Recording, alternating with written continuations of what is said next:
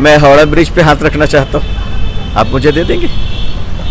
मैं हावड़ा स्टेशन पे हाथ रखना चाहता हूँ, आप मुझे दे देंगे? मैं किसी के भी घर पे हाथ रख दूं, क्या वो वक्फ हो जाएगा? कैसी बातें कर रहे हैं इतने पढ़े लिखे देश में। ऑनरेबल लॉ मिनिस्टर साहब अगर इस तरह की छोटी छोटी बातें करेंगे तो हमारे जो पढ़ने लिखने वाले बच्चे वो क्या सोचेंगे, क्या समझेंगे? All India Muslim personal law board की तरफ से अब पूरे हिंदुस्तान की तरफ से हम लोग वक्फ अमेंडमेंट बिल 2024 को रिजेक्ट करते हैं और ये सरकार को हमारी बात को मानना चाहिए। कि इस बिल से नुकसान क्या है?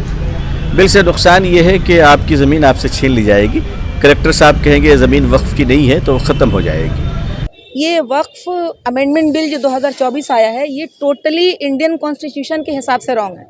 हमारा इंडियन कॉन्स्टिट्यूशन जो है हमको राइट देता है कि हम अपने धर्म का प्रचार कर सकते हैं, अपने धर्म पे चल सकते हैं, अपने धर्म का कोई भी इंस्टीट्यूशन बना सकते हैं, अपने धर्म के इंस्टीट्यूशन को हम खुद सर्विलेंस कर सकते हैं, खुद उसको एडजस्ट कर सकते हैं। हमारे साथ all India Muslim personal law board के मेंबर अबू तालिब रहमानी साहब है। कलकत्ते में आज मीटिंग हुई है तकरीबन 2016 के बाद, और जो अभी मौजूदा जो मसाइल है उस पर बातचीत चली है। यूसीसी पे भी आप लोगों का मौक़िफ़ सही रहा। इस मामले में जेपीसी के पास है, क्या लगता है अगर फैसला जेपीसी में नहीं होता है, आपके फेवर में नहीं आता है, तो क्या सुप्रीम कोर्ट की तरफ जाएंगे आप लोग? बिस्मिल्लाहिर्रहमानिर्रहीम। ये तो खैर all India Muslim personal law board की मीटिंग में फ़ैसला किया जाएगा। फ़िलहाल जेपीसी से हम ये उम्मीद और तवक्को रखते हैं कि वो दस्तूर हिंद के दायरे में रहकर इंसाफ करेगी। ऐसी तवक्को है हमें, हम नाउम्मीद नहीं हैं। अलबत्ता अगर ख़िलाफ़ होता है तो जाहिर है कि अब छोड़ा नहीं जाएगा किसी चीज़ को, ना अपना घर छोड़ा जाएगा, ना जायदाद छोड़ी जाएगी, ना देश छोड़ा जाएगा। बंगाल में मीटिंग हुई है, बंगाल के मुख्यमंत्री ममता बनर्जी से मुलाकात के लिए कोई बातचीत आप लोगों की चल रही है? अभी चूँकि कुछ इश्यूज़ चल रहे हैं वेस्ट बंगाल में, उसको लेकर ऑनरेबल चीफ मिनिस्टर साहिबा काफ़ी बिज़ी हैं, और तो कोशिश हो रही है कि वो जल्दी अपॉइंटमेंट देंगी तो इंशाअल्लाह हमारी एक डेलीगेशन उनसे मुलाकात करेगी। देश के कितने सियासी रहनुमाओं के साथ आप लोगों की बातचीत हुई है या आगे होने वाली मीटिंग है? हमारी बातें तकरीबन लोगों से हो चुकी हैं, एक दो बाकी हैं जिनसे हो जाएगी इंशाअल्लाह। तफसील में कि इस बिल से नुकसान क्या है? बिल से नुकसान ये है कि आपकी ज़मीन आपसे छीन ली जाएगी। कलेक्टर साहब कहेंगे ज़मीन वक्फ की नहीं है तो ख़त्म हो जाएगी। इस बिल के ज़रिए से हुकूमत इस बिल को लाना क्यों चाहती है, ज़रूरत क्या है लाने की? देखिए, वक्फ काउंसिल जो बनाई गई है, सेंट्रल वक्फ काउंसिल, उसमें 20 मेंबर्स होते हैं, तो 2 साल से तो वक्फ काउंसिल में कोई मेंबर ही नहीं है, तो ये बिल तैयार किसने किया? सवाल ही उठता है। दूसरी बात यह कि ऑनरेबल लॉ मिनिस्टर साहब पार्लियामेंट में खड़े होकर इतनी कमज़ोर बात कैसे कह गए कि जिस प्रॉपर्टी पर हाथ रख दिया जाए वो वक्फ हो जाती है। मैं हावड़ा ब्रिज पे हाथ रखना चाहता हूँ, आप मुझे दे देंगे? मैं हावड़ा स्टेशन पे हाथ रखना चाहता हूँ, आप मुझे दे देंगे? मैं किसी के भी घर पे हाथ रख दूं, क्या वो वक्फ हो जाएगा? कैसी बातें कर रहे हैं इतने पढ़े लिखे देश में। ऑनरेबल लॉ मिनिस्टर साहब अगर इस तरह की छोटी छोटी बातें करेंगे तो हमारे जो पढ़ने लिखने वाले बच्चे वो क्या सोचेंगे, क्या समझेंगे?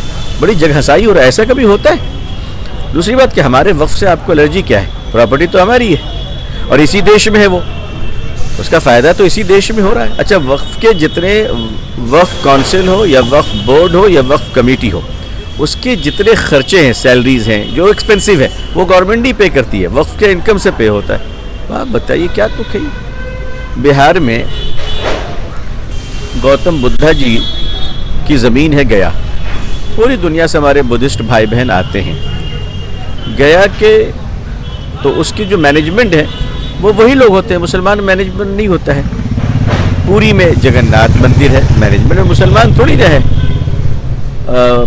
आप चले जाए तिरुपति में, वहाँ मुसलमान मैनेजमेंट नहीं है। तो ये क्या तुक है कि आप हमारे वक्त में जो है वो हमारे नॉन मुस्लिम भाइयों को लाना चाहते हैं? हमारे हिंदू भाई, नॉन मुस्लिम भाई हमारे भाई हैं, लेकिन मैनेजमेंट के लिहाज से सब अलग अलग है ना।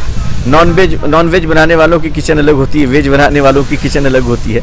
तो ये तो मैनेजमेंट की चीज़ है। तो गवर्नमेंट की नीयत जो है वो बड़ी अजीब नीयत है कि अपने इस बार इलेक्शन में जो 400 पार नहीं हुआ, तो उसका बदला शायद हमसे निकालना चाह रहे एक हैं। आखिरी सवाल रहमानी साहब, ये उत्तर प्रदेश के वजीर आला योगी आदित्यनाथ से आप लोगों की मुलाकात हुई थी, मीन्स आपकी डेलीगेट्स जाकर उनसे मिले थे, क्या बातचीत हुई? क्योंकि यूपी में भी मुसलमानों का जायदाद। हमारी all India Muslim personal law board की डेलीगेशन के साथ यूपी के माननीय मुख्यमंत्री श्री आदित्यनाथ योगी जी ने जो मुलाकात की है वो मदरसे के उन्वान पे थी। उस वक्त ये वक्फ के बिल वगैरह का चर्चा नहीं आया था।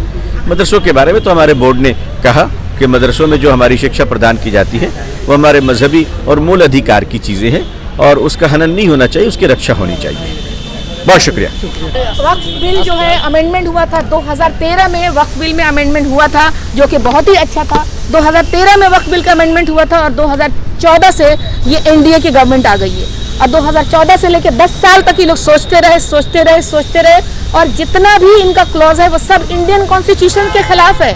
मतलब इंडियन कॉन्स्टिट्यूशन इस बात का इजाज़त ही नहीं देता कि किसी भी धर्म का, किसी मंदिर का, किसी मस्जिद का, किसी गुरुद्वारा का, किसी जैन धर्म के मस्जिद का, उनके ट्रस्ट में आप घुसिए, उनके प्रॉपर्टी को आप हैंडल करिए, उनके प्रॉपर्टी का जिम्मेदार आप किसी कलेक्टर को बना दीजिए। कैसे बना सकते हैं? ये तो इंडियन कॉन्स्टिट्यूशन के खिलाफ है। इसलिए हम लोग ये नहीं सुनेंगे कि इसका पार्ट 1, पार्ट 2, पार्ट 3, पार्ट 4 को चेंज किया जाए। हम लोग totally all India Muslim personal law board की तरफ से और पूरे हिंदुस्तान की तरफ से हम लोग वक्फ अमेंडमेंट बिल 2024 को रिजेक्ट करते हैं और ये सरकार को हमारी बात को मानना चाहिए। हम लोगों को भारतवर्ष से उतना ही प्रेम है जितना हमारे पूरे भारतवासी को प्रेम है। तो अगर हम लोग भी खुश रहेंगे तो हमारा भारत भी तरक्की करेगा, हमारे भारत का भी डेवलपमेंट होगा। इस तरह से हमारे पर्सनल राइट में, हमारे ह्यूमन राइट में, हमारे बेसिक राइट में हस्तक्षेप करने से कुछ नहीं हो सकता। सरकार को हमारी ये बात मानना चाहिए और इस बिल को रिजेक्ट करना चाहिए, इस बिल को वापस ले लेना चाहिए। Thank you. ये वक्फ अमेंडमेंट बिल जो 2024 आया है ये टोटली इंडियन कॉन्स्टिट्यूशन के हिसाब से रॉन्ग है। हमारा इंडियन कॉन्स्टिट्यूशन जो है हमको राइट देता है कि हम अपने धर्म का प्रचार कर सकते हैं, अपने धर्म पे चल सकते हैं, अपने धर्म का कोई भी इंस्टीट्यूशन बना सकते हैं, अपने धर्म के इंस्टीट्यूशन को हम खुद सर्विलेंस कर सकते हैं, खुद उसको एडजस्ट कर सकते हैं। लेकिन अभी जो बिल आ रहा है उसमें ये हो रहा है कि मुसलमान को छोड़ के अदर कम्युनिटी का आदमी और सरकार का आदमी उसको हैंडल करेगा। वक्फ का जो ज़मीन है, वक्फ का जो प्रॉपर्टी है वो 300 साल पुराना है, 200 साल पुराना है, 100 साल पुराना है।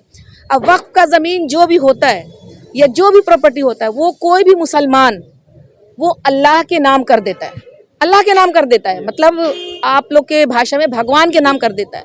तो जब हम अपना अथॉरिटी अल्लाह ताला को दे दिया तो वहाँ से वापस हम भी नहीं ले सकता, हम भी नहीं ले सकते। तो ये जो वक्फ का प्रॉपर्टी है ये अल्लाह ताला का है, इसको कोई नहीं ले सकता और इसको रेगुलेट करने के लिए कोई कानून नहीं बना सकता। और ये जो कानून बन रहा है ये कानून जो है इंडियन कॉन्स्टिट्यूशन के खिलाफ है।